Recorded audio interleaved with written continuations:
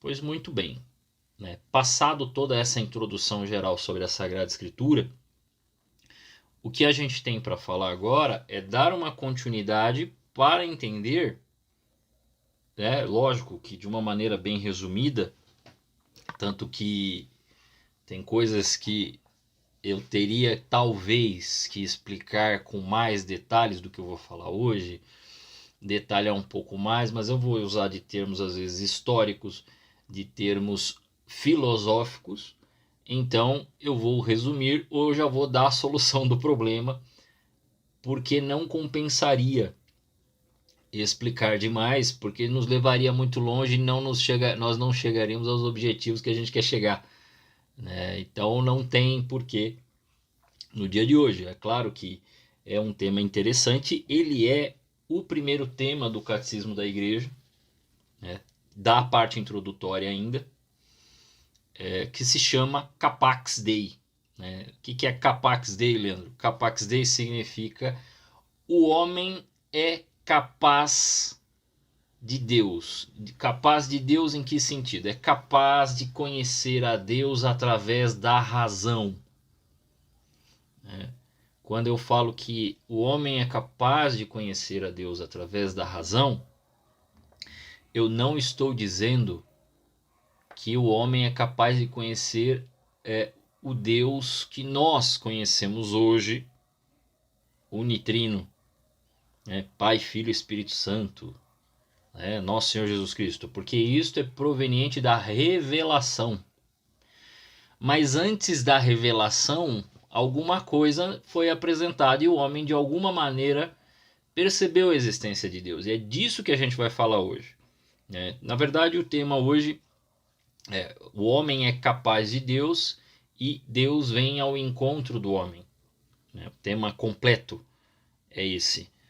Então, como é que a gente começa discutindo isso? Então, nós vamos dar um apanhado geral, um apanhado histórico, e já sabendo que, assim como demos uma base bíblica para que vocês não perdessem tempo, e inclusive hoje tem lição de casa, porque eu prometi essa lição de casa, né? Então mandei também para vocês um vídeo em separado, assim, que lá dá um geral, né? Para quem, sei lá, não sei se todos já têm um costume de ler, então lá tem um videozinho que eu falo parte por parte, todas as abreviaturas da Sagrada Escritura. Então estão lá, tem um vídeo lá curtinho, acho que ele tem menos de 10 minutos, e ali explica basicamente o mínimo para você poder, né, aprender as abreviaturas, quando é o traço, quando é o ponto, quando é a vírgula, né, das abreviaturas,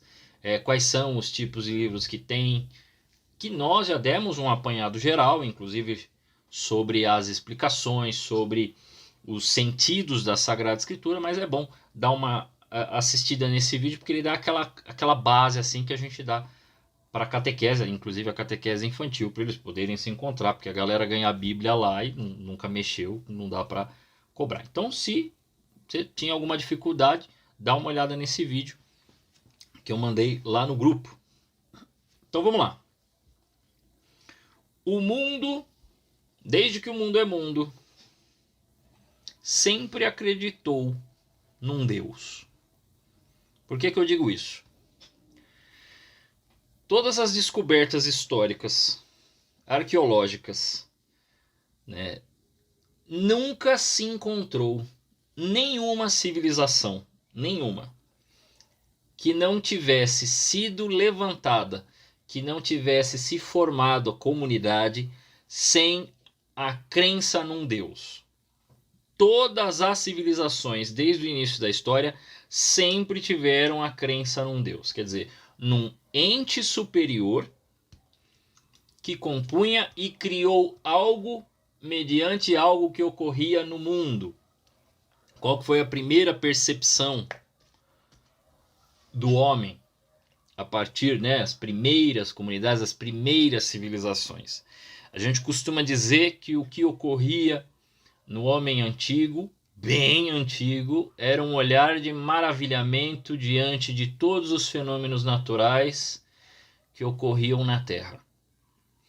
Então o homem não ficava, né, dando a explicação científica de como é que uma chuva vinha. Ah, a chuva vem porque faz calor, aí o calor levanta as aguinhas, aí elas vão e formam as nuvens e depois e começar a dar toda a explicação das formas de nuvens e tudo mais. Não, as coisas eram mais ou menos assim. A primeira forma que o discurso humano costuma fazer é o que a gente chama de discurso mito-poético, né? Então, por que isto acontece? Isto acontece porque Deus fez dessa maneira isto, e aí se contava uma história para dar a origem daquele fenômeno.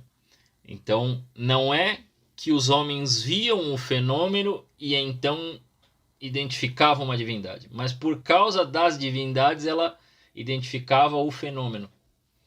Então a partir de um Deus ela identificava. Eu vou ser mais claro nisso, né? Nós temos como primeiras formas de religião assim mais arcaica que a gente pode dizer são as tais religiões animistas, né? O que é uma religião animista? Uma religião animista é aquela que utiliza dos fenômenos naturais, então, né, o raio, o mar, o fogo, né, para identificar, né, a partir desses fenômenos que tal divindade agiu sobre aquilo. Se vocês olharem, até hoje, né, a gente identifica as religiões com essa característica. Até hoje existem religiões que possuem essa característica, né? Se você pegar, a gente pode pegar aqui, por exemplo, se a gente falar aqui de dois fenômenos sobre a mesma situação, né? Se você pegar, por exemplo,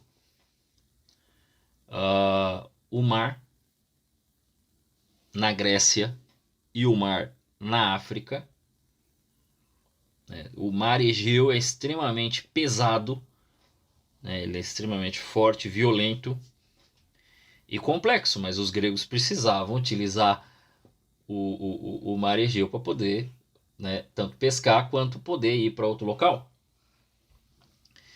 E aí quando você faz a análise, você verifica como é que Poseidon é identificado, você vê que é um homem bravio, que é considerado talvez até muito poderoso e bravo. E então você percebe que estas características ficam também identificadas pela forma como essa população está vendo a coisa. Quando você vai para a África, não é assim que é identificado.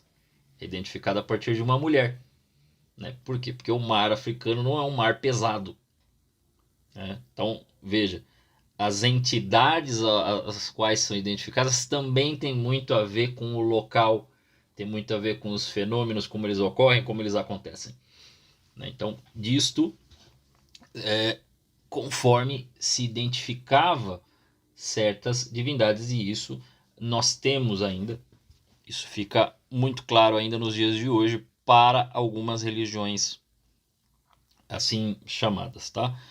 Você vai ter, por exemplo, para vocês verem também como foi necessário e importante a crença em divindades, né?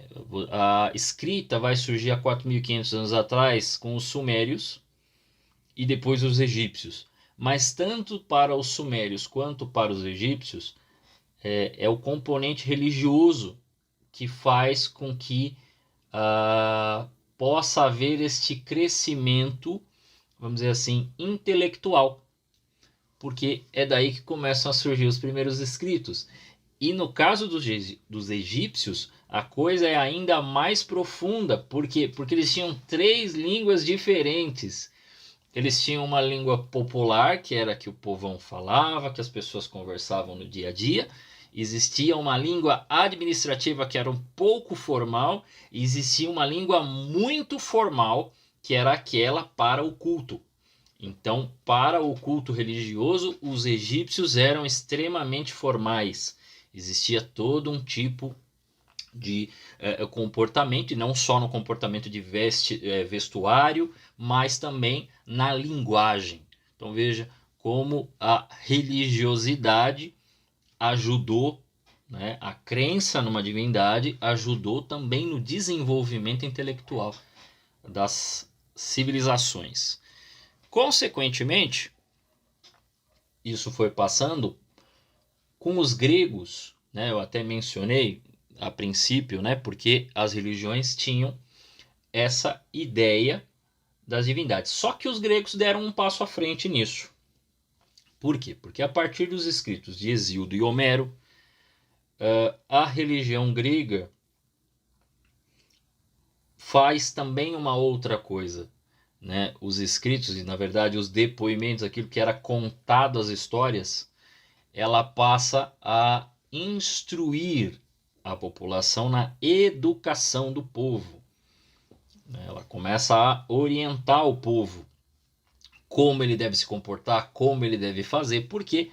Porque tal divindade assim o fez, porque as coisas assim aconteceram. Então, dessa maneira, né? A gente, a princípio, sempre acaba explicando apenas do modo como se fosse uma substituição científica, mas não é só isso, porque ela dá toda a instrução moral, educacional das civilizações.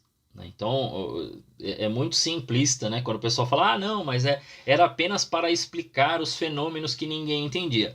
Não apenas isso, porque ela também auxiliava, né, a civilização a explicar como se comportar, explicar como nós devemos fazer para tais e tais situações. Tanto que você tem, a princípio, um desenvolvimento do povo grego, um povo que a princípio é bem guerreiro, e ele vai se tornando cada vez mais, podemos dizer assim, educado, né? Porque passado os séculos, eu acho que mais pesado, minha mãe me corrija, que ela manja de história mais do que eu, né? Mas assim, passado o século 8, século 7, você vai ter ali no século 6 um milagre, chamado de milagre grego, que apesar de não ter mudado a educação grega e a crença nas divindades, eles dão um salto que até aquele momento nenhum lugar tinha dado. Veja, haviam desenvolvimentos tecnológicos, haviam grandes construções, mas todas elas haviam essa justificativa na crença de uma divindade que apoiou, que auxiliou, que ajudou de algum modo. Mas o que começa a acontecer a partir daí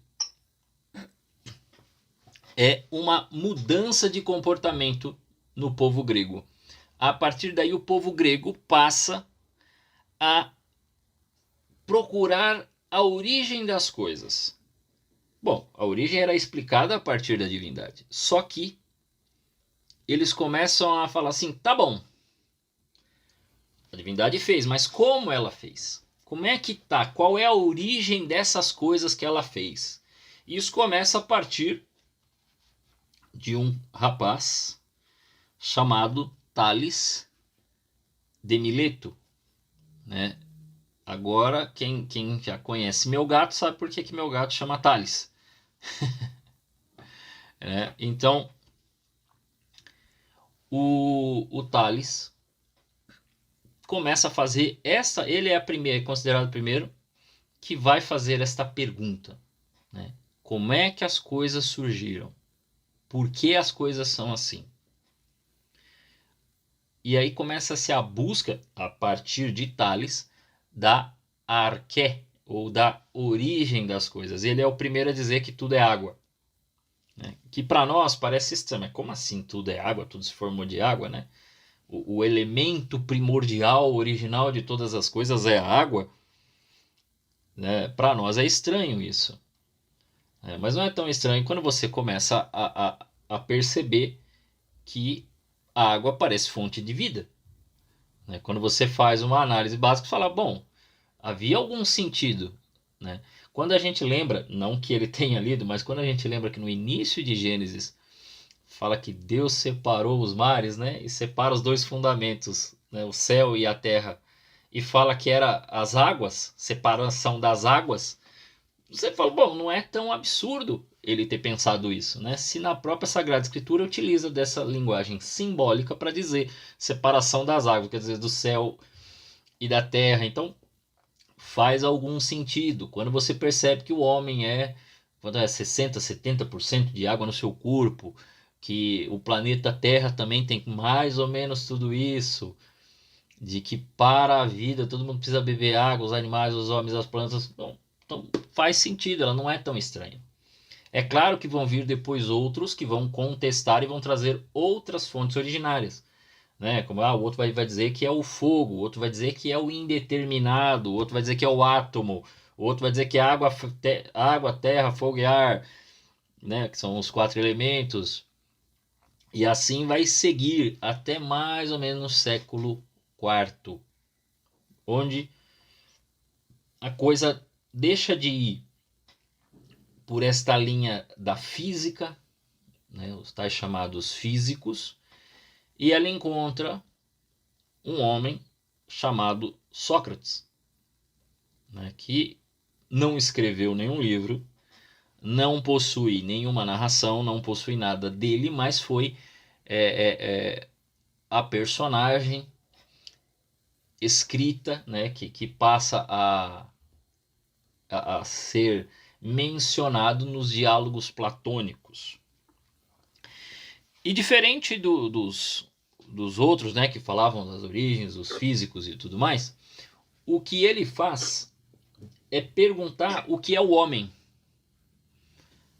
É lógico que existem questionamentos acerca de algumas coisas do homem que vai para as origens divinas ou para origens próximas de filósofos anteriores. Tem essa influência, ele é influenciado por esses homens. E principalmente, talvez por Parmênides, naquilo que se refere à questão do movimento, né, que Parmênides dizia que não havia movimento, né, mas a questão do movimento do ser, e aí não estou falando de nós nos movermos, mas eu digo do movimento de todas as coisas, começa a ser discutido, já era discutido antes, né, por causa da origem, mas o que originou tudo isso? Então, ele começa a se ver de uma outra maneira. Isto é discutido por Platão, é discutido por Aristóteles, vai dar um salto muito maior depois em Santo Tomás de Aquino. Eu vou trazer aqui, vou dizer o que Santo Tomás de Aquino falou, vou dizer o que Santo Anselmo falou, porque Santo Anselmo vai pegar algumas alegações, vamos dizer assim, de Santo Agostinho, né? Mas Santo Agostinho não chega a fazer esse exercício, mas Santo Anselmo sim. E como é que eles foram percebendo? O mais importante já se começa a perceber que há um Deus que fez as coisas, mesmo com todas as divindades. Isso fica muito claro no próprio Atos dos Apóstolos, quando Paulo vai pregar para os gregos e ele encontra uma estátua oferecida ao Deus desconhecido. E aí ele fala assim, esse Deus desconhecido é Jesus. É o Deus, assim, ele começa a contar, né? Que quando ele vai falar de ressurreição era uma coisa meio estranha para os gregos. Era um termo que soou estranho, então eles meio que deixam Paulo de lado. Mas quando ele começa a explicar quem que era, o que tinha feito, os gregos pararam para prestar atenção. Ele quase convenceu os gregos, não conseguiu, porque entrou num assunto que pareceu estranho a eles. Mas veja, o que os nossos antigos, né, e aí a gente pode falar Sócrates, Platão e Aristóteles disseram, e que vai ser a base para Tomás de Aquino. Ele percebe o movimento de todas as coisas se movem. Se algo se move, foi movido por algo. Então, para que você viesse ao mundo, precisou que alguém se movesse de encontro ao outro e tivesse um encontro que gerasse você. Então, isto é um movimento. E estas pessoas também tiveram alguém que se moveu para que elas pudessem nascer. Então, perceba que as coisas sempre são antecedidas por um movimento anterior. Ainda que não seja um movimento físico, pode ser um movimento mental, né? Mas há algo que está movendo outro. Mesmo aquelas coisas que nós dizemos serem inanimadas possuem certo movimento ou são movidas, nem que seja pelo tempo, porque elas possuirão começo, meio e fim. Então, quer dizer, elas possuem uma origem e possuem um final, possuirão uma finalidade. Então, quando a gente está falando de movimento, a gente está falando neste sentido, no sentido original, primordial, universal de todas as coisas. Só que, se há algo que é movido, tem de existir originalmente algo que não foi movido por nada. Porque senão estaria num ciclo eterno e isto aí também não seria a origem das coisas. Esta coisa, ao qual eles chamam de origem de todas as coisas, eles não dão o nome de Deus, né? Esse Deus não fica em letra maiúscula e eles chamam de motor imóvel. Aquele que não é movido por nada, é a origem de todas as coisas e é o que move todas as coisas. Então eles acreditavam que todas as coisas foram movidas, criadas, originadas, mas que existe um originador, um que move todas as coisas, que seria o motor imóvel. Onde que está isso, Leandro? Está no diálogo Fedro do Platão, que inclusive eu estou lendo atualmente, é esse o diálogo que eu estou lendo, inclusive eu estava exatamente na página, né, que era exatamente aqui dizendo, né, toda alma é imortal, pois aquilo que se mantém sempre em movimento é imortal. Aquilo, entretanto, que move alguma coisa a mais, ou é movido por alguma coisa a mais, quando cessa seu movimento, deixa de viver. Assim, é somente aquilo que move a si mesmo que nunca cessa de mover-se, constituindo também a fonte e princípio de movimento para todas as demais coisas que se movem. Mas o princípio não é gerado, porque tudo que é gerado é necessariamente gerado a partir de um princípio. E o princípio não é gerado a partir de coisa nenhuma. Veja que ele está sempre dizendo, se é o princípio, não é ele que começa. Ele não tem... É até estranho dizer que ele tem um princípio, porque ele é o princípio. É muito interessante vocês já ouvirem isso, para quando a gente falar de Deus mesmo, né, o Deus verdadeiro do Deus verdadeiro, a coisa é meio assim, né? Porque um é isso, aí o outro é gerado, mas não criado, o outro é procedente, então esses termos mais teológicos vão aparecer quando a gente for explicar Pai, Filho e Espírito Santo. Então existe esse princípio. E aí ele mesmo fala que o automotor ou o motor imóvel, como assim a gente costuma utilizar, é necessariamente o princípio do movimento, não sendo ele nem destruído, nem gerado. Caso contrário, todo o céu e toda geração necessariamente se abateriam e se deteriam e jamais teriam novamente uma causa para retornar ao movimento. Então, quer dizer, ele está dizendo assim que as coisas possuem uma causa, possuem uma origem, e há um motor imóvel que move e inicia todas as coisas. Nossa, Leandro, mas por que nos dar esta explicação toda complicada, né, de uma origem? Porque Santo Tomás de Aquino trouxe a nós 5 vias da existência de Deus. Estas 5 vias da existência de Deus, ela tem como primeira via exatamente essa que eu disse para vocês, que é a via do movimento, né? Que eu vou pegar aqui, que decorar também não dá para decorar tudo, né? Que é a via do movimento para a existência de Deus, né? Ele vai pegar exatamente essa teoria de Platão, de Aristóteles e vai trazer para nós de um modo racional. Quando falamos de vias ou de provas da existência, elas não são provas empíricas. O que é prova empírica? É aquela prova que eu preciso ver, que eu preciso mexer, aquela, igual o que os cientistas fazem, de pegar e fazer o teste num tubo de ensaio. né? Não dá para fazer isso com Deus. Não dá para fazer experimentalismos, né? Ah, peguei um negócio aqui, esse negócio é Deus. Não, não dá para fazer isso. Então, ela não é uma prova empírica. Ela é uma prova de linha racional, ela é uma prova dedutiva. Então é aqui que nós vamos fazer essa dedução compreendendo a partir da realidade. Ela não é uma coisa que está fora da realidade. Ela está na realidade, mas ela não dá para ser experimentada. Não dá para fazer experimento. Então constatamos que nesse mundo todas as coisas se movem. Todas, mesmo as inanimadas, alguma coisa move porque ela tem uma origem. E ela tem um fim. Né? Por mais tempo ou menos tempo, elas têm um fim. Né? Porque elas possuem uma potência e vão a um ato. O que eu quero dizer com isso? Elas ainda não são e elas vão se tornar aquilo que elas precisam ser. Né? Você nasceu, você era um bebê e você hoje é adulto.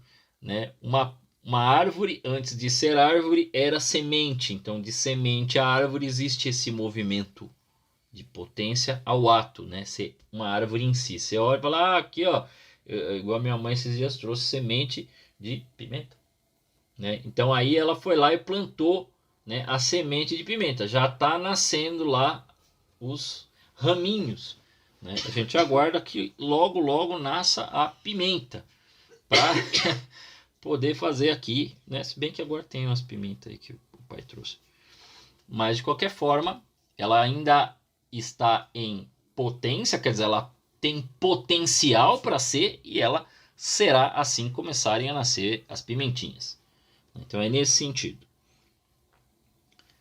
Vamos lá. Aquilo que se move deve ser movido por outro. O outro deve estar em ato. Quer dizer, ele já deve ser aquilo que ele tem que ser em relação àquele que é movido.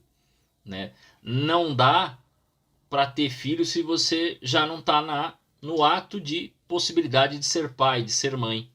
Antes disso não dá, não tem condição. Mas se você já tem essa possibilidade, você pode ser pai, ser mãe, mover aí uma nova criança, uma nova vida para esse mundo. Então é nesse sentido, né? Porém, não é possível que se continue até infinito. É necessário que exista um primeiro motor que seja a causa primeira de todo movimento. Esse primeiro motor, ele move sem ser movido. Se não é movido, entende-se que não há potência nele. Quer dizer, ele não tem a possibilidade de vir a ser, ele já é. Ele já é ato puro.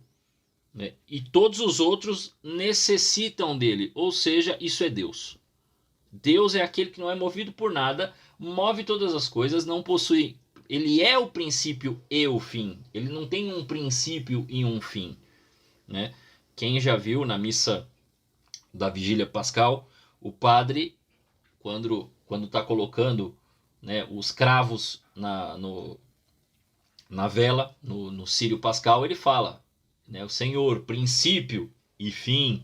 Né? Então, porque ele é o alfa e o ômega, e não que as coisas, ele se origina. Não, ele é a origem. Ele não tem um início, ele não tem um fim. Ele é. Ele é o tempo. Ele é as coisas. Né? O tempo, na verdade, depende dele. O tempo também é movido por ele. O espaço também é movido por Deus. Né? Então, todas essas coisas, tempo, espaço, realidade, tudo isso está, né, está abaixo de Deus. Apesar de que está acima de nós.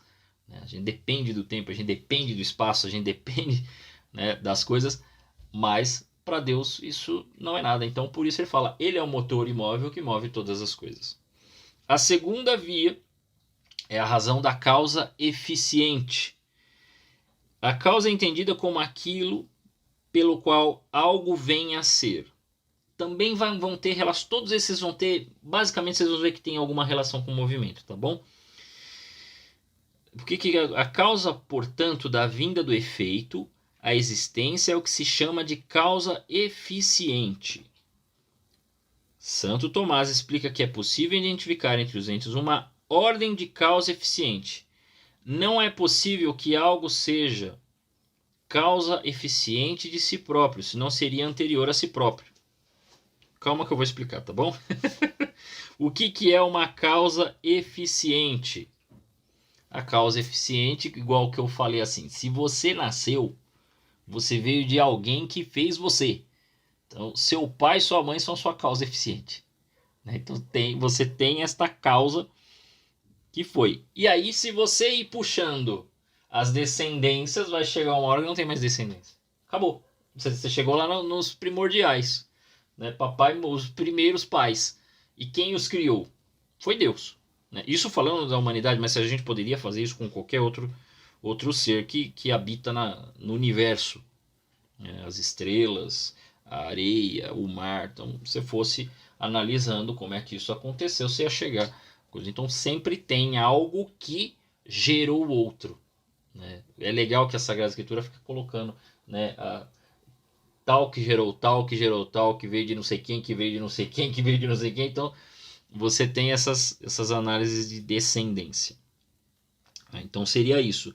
Veja que também tem a ver com o movimento, mas aqui está dando aquelas pequenas origens e essas causas que são eficientes. Então, quer dizer, qual que é a causa eficiente, né, do carro? É aquele que construiu o carro, é a empresa. Então, é nesse sentido aqui. Então, quem construiu isso? Foi a pessoa que você vai indo para trás, chega uma hora que você não tem mais uma causa eficiente comum que tenha sido gerada. Não, a partir daqui é Deus que fez tudo.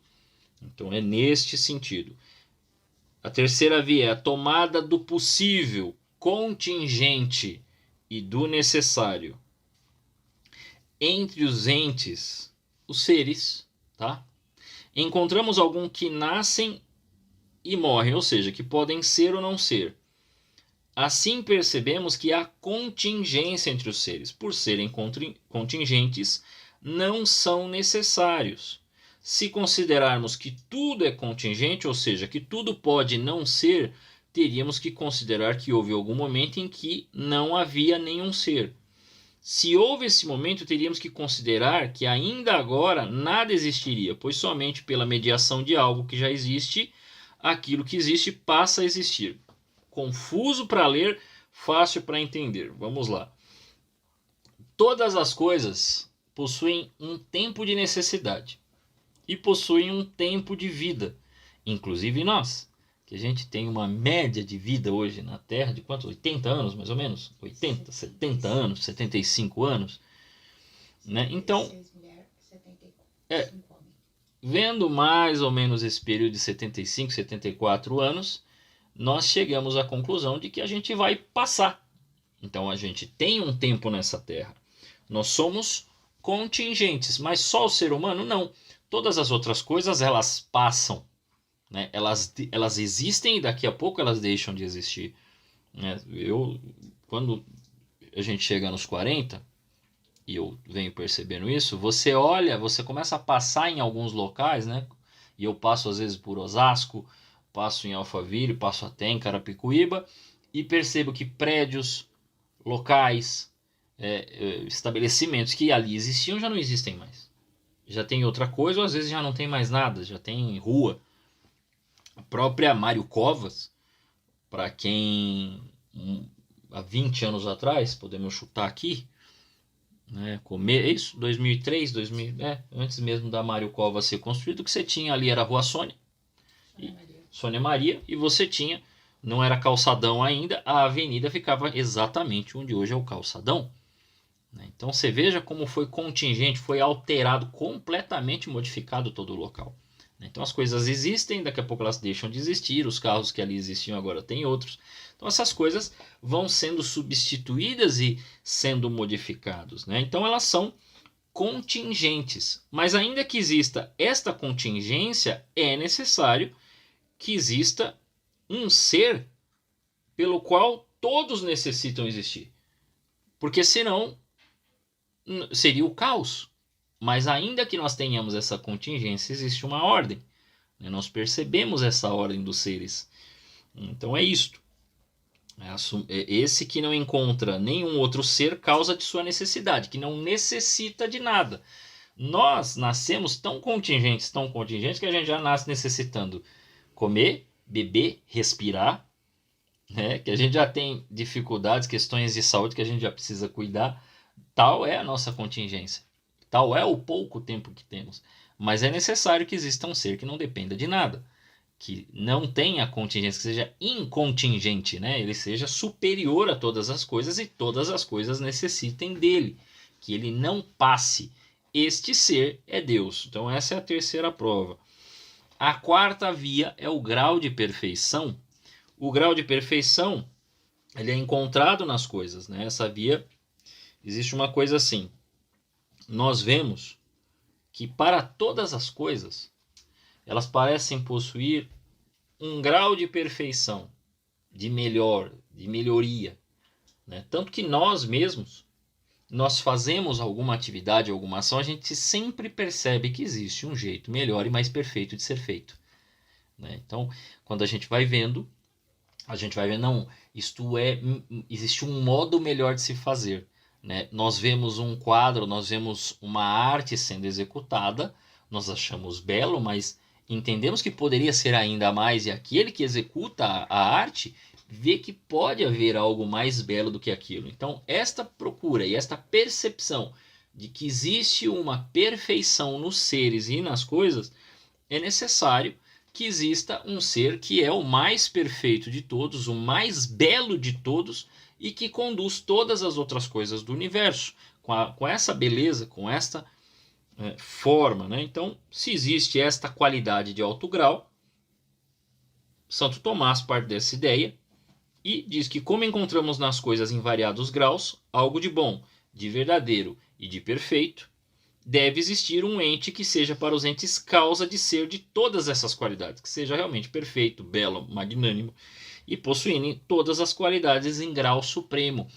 Esse ser é Deus. Então, também para a perfeição dos seres, o ser mais perfeito é Deus, porque é ele que nós nos tornamos reflexos desta perfeição. Então, a gente tem alguma qualidade ali que pode ser mais próxima daquilo que é divino. E a quinta via é o governo das coisas, né? Faz-se necessário considerar o sentido de fim, considerado a partir da causa, quer dizer, as coisas têm origem e têm finalidade. Desse modo que vai determinar o princípio do ser, ou seja, vai estar no princípio da ação. O agente age em vista de uma finalidade. Como é que Santo Tomás define isso? Somente quando uma coisa é boa, ela é atraída a ser o bem, portanto, é aquilo para o qual tudo irá tender, tudo tende para o bem. Isso vai implicar, pois, a noção de um fim. Dessa forma, o que move a causa eficiente na ordem da causa... Não se preocupe com os termos, tá? O que move a causa eficiente na ordem da causalidade é aquilo que vem primeiro, o princípio da ação, o bem e o fim. Então, o que ele diz aqui? Que as coisas, mesmo que elas carecem de conhecimento, elas tendem a um fim. Todas têm uma finalidade. Para alcançar o quê? O que é ótimo. Qual é a finalidade? A primeira coisa que o ser humano mais quer. Todos os seres humanos querem ser felizes. O que é a felicidade? É a completude do ser em todos os seus ambientes, em todos os lugares, em todas as formas. Isso é a completude do homem, isto é a felicidade. Só que esta felicidade a gente percebe que nessa terra ela é muito difícil, porque nós mesmos vemos que quando a gente está bem num lado, a gente não está tão bem no outro. Você está bem no trabalho, mas não, sei lá, teve algum problema de família, daqui a pouco você resolveu o problema de família, alguém ficou doente, então você nunca está completo, né? De repente você pensa que você está com dinheiro, você tem boleto para pagar. Então as coisas sempre vão e elas necessitam ir avançando para a finalidade. Mas existe uma busca incessante em todos os seres. E aqui eu não estou fazendo um juízo de valor se a pessoa é boa ou má. Por quê? Porque todos os seres humanos na face da Terra, indiferente de suas condutas morais, todo mundo quer ser feliz. Não tem um ser humano na Terra que não queira. Todos querem ser felizes. Inclusive, justificam até as suas ações mais terríveis, muitas vezes dizendo que fizeram por amor. O que as pessoas acham absurdo, mas na cabeça da pessoa ela vai dizer, não, mas olha, eu fiz aqui, ó, pensando no bem, pensando no bem do próximo, pensando... Ainda que a gente ache estranho, na cabeça da pessoa, ela está pensando que está tudo bem, tá? Não, está tudo certo, né? Santo Tomás explica que as coisas, mesmo aquelas que carecem, tendem a um fim, para alcançarem o que é ótimo. Mas isso não acontece por acaso. Não pode uma coisa que carece de conhecimento tender por si mesmo para esse fim. Isso é verdade. Por que a gente não consegue ser plenamente feliz? Mesmo quando a gente às vezes até tem um caminho, uma orientação. Porque muitas vezes a gente não se conhece inteiramente.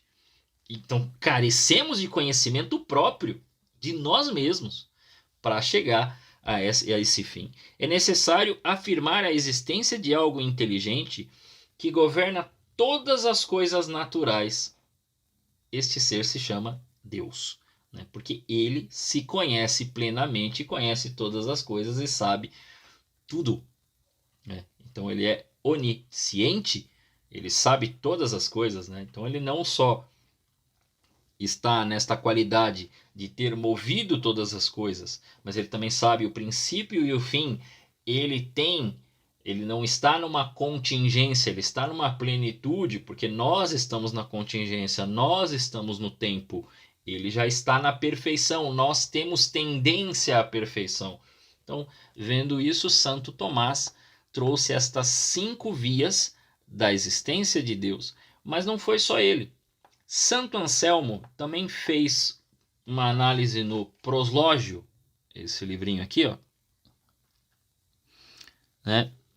Que é uma coisa interessante aqui. A análise, vou resumir, uma história longa, uma história curta. A análise dele é a seguinte, a análise dele é dedutiva. Quando pensamos Deus, a nossa definição de Deus é o quê? O que eu falei aqui? É o ser mais perfeito, que não possui contingência, que não está na dependência do tempo e do espaço, que ele é o que move todas as coisas e está acima de todas as coisas. Pois muito bem, se você pensou Deus, não é possível pensar nada acima dele, porque ele não pode estar abaixo. Se você pensou alguma coisa acima de Deus, então isso que você pensou não era Deus. Só que se você pensou Deus como este ser supremo sobre todas as coisas e não há nada acima, significa que verdadeiramente ele existe. Porque você não poderia pensar algo tão grande assim se ele não existisse. Então, isto é uma dedução de Santo Anselmo a respeito da ideia de Deus a partir da dedução, né, da nossa dedução racional. Então, essa é a análise dele a partir do pensamento. Quer dizer, se eu pensei Deus, não tem nada acima dele. E se não tem nada acima disso que eu estou pensando, então certamente ele existe, porque não poderia não existir algo que é supremo a todas as coisas e se deixar ser pensado. É mais ou menos isso. Não se preocupem, caso, ficou confuso, não entendi. Não se preocupem, porque o mais importante é que vocês saibam que pessoas entenderam e perceberam a existência de Deus a partir da razão. E olha que Santo Anselmo e Santo Tomás e Santo Agostinho são homens de fé, mas eles fizeram esse exercício.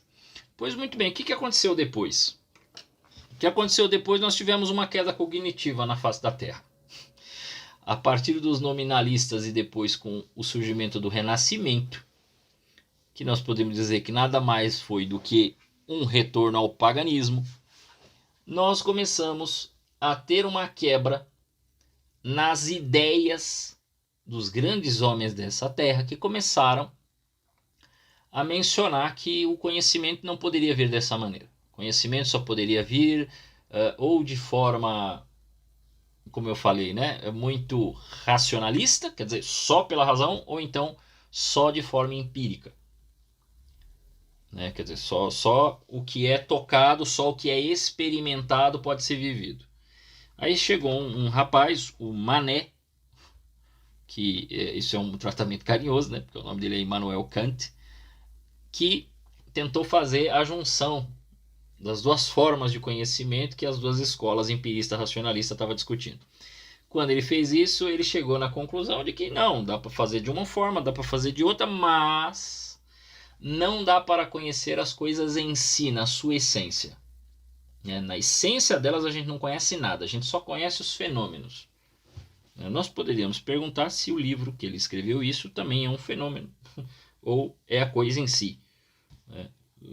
Porque ele está dizendo que não dá para conhecer a essência das coisas, isso que ele está ensinando é a essência das coisas ou ou é a coisa mesmo? Ou é só um fenômeno? Então, se é só um fenômeno, bom, então não dá para conhecer o que ele disse, né?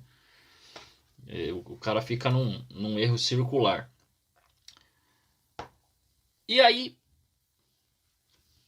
a partir disso, o que começa a acontecer? Bom, não dá para conhecer as coisas em si. A gente só conhece os fenômenos. Aquilo que a gente só conhece os fenômenos é aquilo que pode ser visto. A minha voz está sumindo para vocês? Vocês estão me ouvindo bem?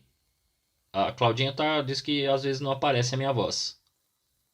Aqui para mim tá normal, Léo. Tá normal? Então tá. Beleza. E aí, o que se tem primeiro é aquela ideia assim, bom, não dá para conhecer as coisas em si. Então, estas discussões sobre Deus são irracionalidades. E é daí que começa a surgir a ideia de que fé é uma coisa irracional. É daí que, partindo daí, eles falam assim, não, a gente consegue então conhecer os fenômenos, não é que Deus não exista, Deus existe, e Kant era protestante, hein, gente? Não era... Ele acreditava em Deus.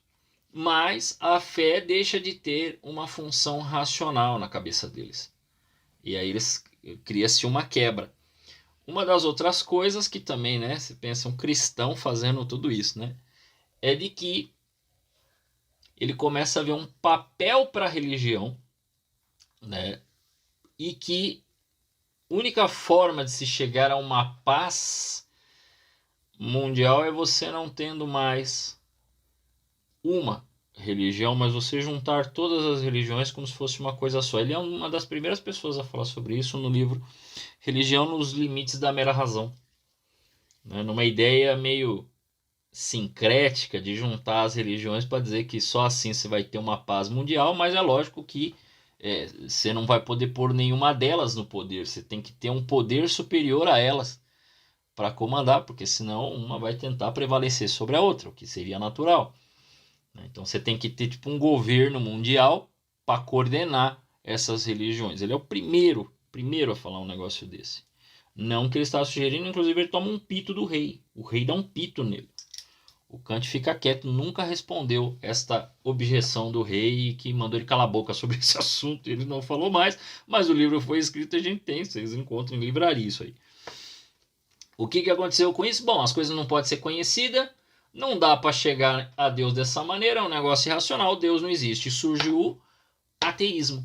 Ateísmo como nós conhecemos hoje. Porque antes você tinha a ideia ateia, que inclusive algumas pessoas foram acusadas, era do tipo assim, eu acredito no meu Deus e não acredito que o seu tem poder. Então eu não acredito no seu. O seu é um nada. Né? Então eu derrubo o seu, então o meu Deus é forte, o seu é fraco. Era mais ou menos isso que se falava de um ateu. Não o que se entende hoje. Hoje se entende um ateu é aquele cara que não acredita mesmo que existe uma divindade que ordenou todas as coisas. Ele acredita que o acaso fez tudo. O que eu acho que o cara precisa de muito mais fé para acreditar nisso. É muito mais. Você vê a ordem do universo. Você vê a perfeição das coisas. Você vê como, né, estrela, planeta. Você vê o macroverso e o microverso. E você vê como as coisas são incríveis. Você vê, por exemplo, a movimentação da nossa mão. Como funciona o corpo humano. E você fala, não é possível que tudo isso surgiu do acaso. É como jogar um jogo de baralho no deserto do Saara, esperar o furacão passar e quando você olhar tem um castelo de carta montado. É necessário mais fé do que um cristão. Com certeza é mais fácil crer em Deus do que crer num acaso. Né? Mas disso explodiu de gente que não crê e explodiu de gente que começou a acreditar em tudo. Tanto que na década de 60, depois do Concílio Vaticano II, ia ter uma comissão para falar com os ateus. Ia ter comissão para o diálogo com os ateus. Quando chegou o final da década de 60, eles cancelaram o projeto. Por quê? Porque eles falaram assim, não, o problema não é que o povo não crê. As pessoas creem em qualquer coisa agora. As pessoas creem em tudo. Tem uma parábola hindu que é chamada a parábola do elefante e dos cegos. Não sei se vocês já ouviram. Que ela é mais ou menos assim. Diz que havia um elefante, esses elefantes bonitos que tem na savana. Não sei ainda se tem esses com marfim, né? Eu acho bonito aqueles elefantes. É muito bonito.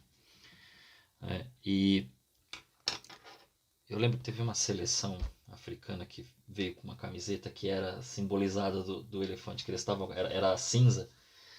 Legal, bem legal essa camiseta. E aí eles colocaram 5 cegos para conhecer o elefante, porque eles nunca tinham sequer chegado perto de um elefante, eles não viam mesmo, né? Mas eles iam poder tocar o elefante. Então um tocou o elefante e falou: "Ah, nossa, o elefante parece um pilar, ele é grande, forte, rígido." Ele estava tocando na perna do elefante. O outro falou: não é não. É rígido, mas não é assim do jeito que você está falando. É liso, porque ele estava tocando no marfim.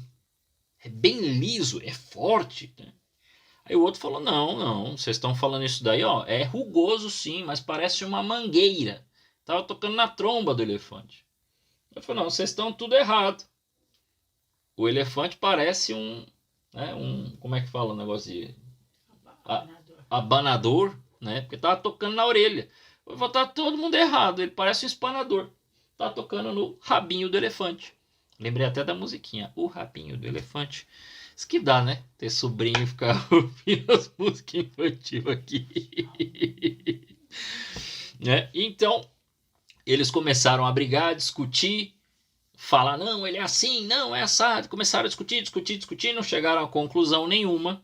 E aí diz a parábola: todos estavam errados, todos estavam certos. Os cegos são as religiões e o elefante é a representação de Deus. Qual é o problema desta parábola? O problema desta parábola é que, para nós, o elefante falou e explicou quem era. Essa é a diferença. Qual é a diferença do cristianismo para as outras religiões?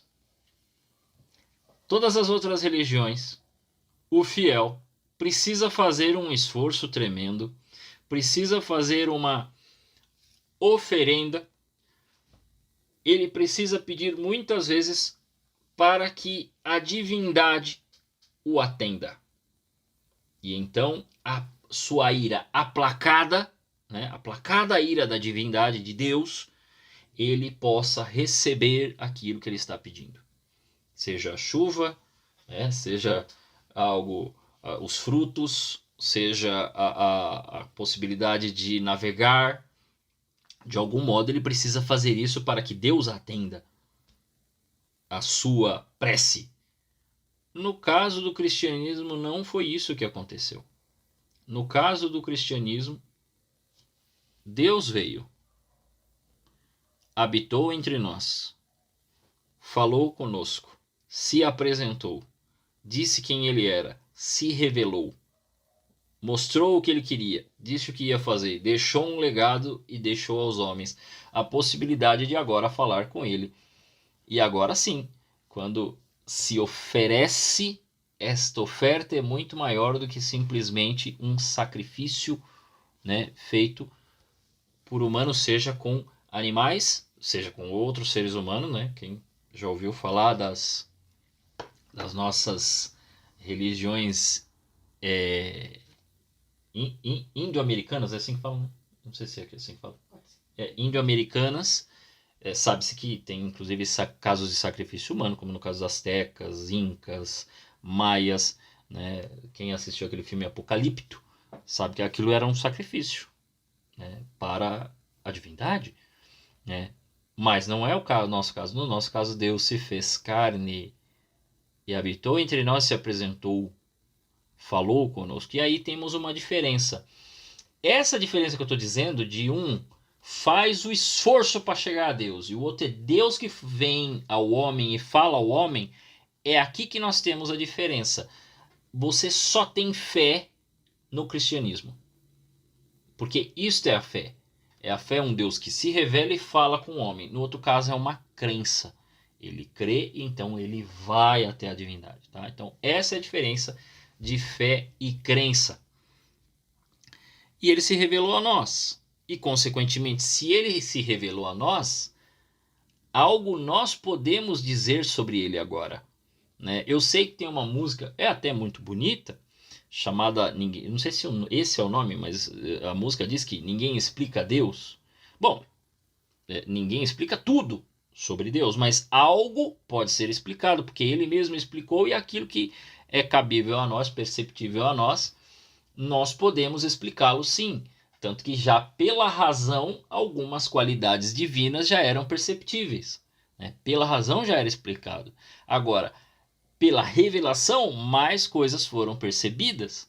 Né? E com isso, nós temos a possibilidade de explicar Deus. Nós temos a possibilidade de compreender que Deus veio ao nosso encontro, né? E veio falar conosco, veio se apresentar a nós, veio dizer o seu projeto de vida para nós, veio dizer o que ele espera de nós, veio dizer quem ele é.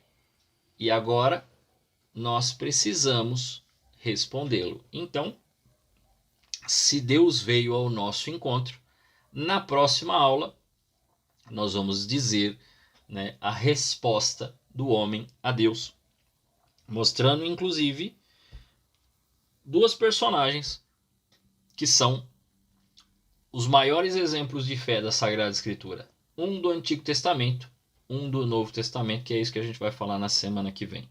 Então nós vamos mencionar dois personagens que são modelos de fé para nós.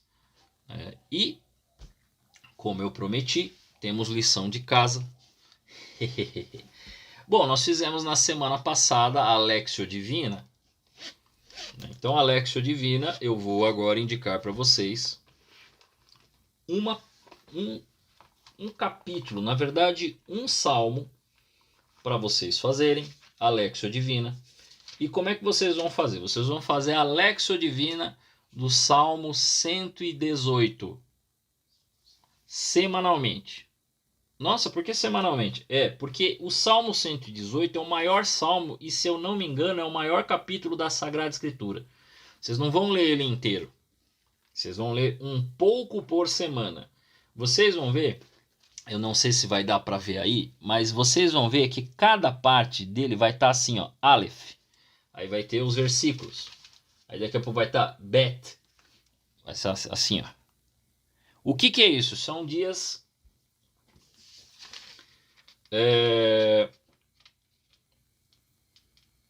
Eles começam com letras do alfabeto. Então ele vai ter lá Aleph, Bet, Gimel, Dalet. Então cada uma dessas partes divididas vocês vão ler semanalmente. Vai dar quantos? Uns 8 versículos, 7 versículos por semana. Então é mais ou menos isso.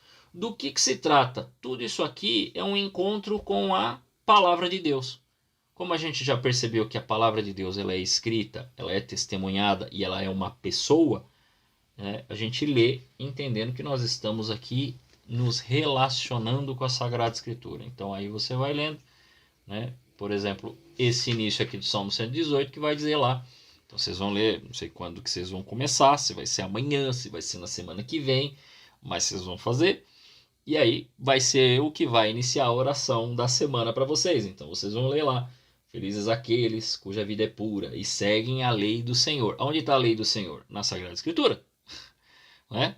O que é a lei do Senhor? A gente pode entender a lei como a Torá, os 5 primeiros livros da Bíblia, como os 10 mandamentos, ou como o próprio Jesus, que traz para nós as bem-aventuranças.